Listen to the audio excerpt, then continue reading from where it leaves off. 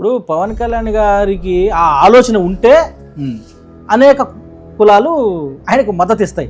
ఆయన కమ్మల్ని భుజాన పెట్టుకొని మోయాలనుకుంటా ఉన్నాడే తప్ప ఆయన వాళ్ళ కమ్మల పల్లకిని నేను మోస్తానని చెప్పి ఆయన తీసుకున్నాడు లీజ్ అగ్రిమెంట్. ఇంకా ఆయనకు వేరే కులాలతో పనిలే.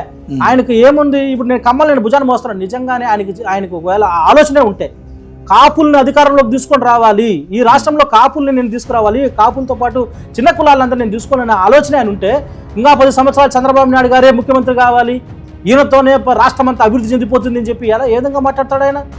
నీకు ఒక పొలిటికల్ అలయన్స్లో నీ అవసరం తెలుగుదేశం పార్టీకి ఉంది, తెలుగుదేశం పార్టీ అవసరం మీకుంది. ఈ పొలిటికల్ అలయన్స్లో మీరు ముందుకెళ్ళారు, ఓట్లు సాధించినారు, సీట్లు వచ్చినాయి. అదొక దశ.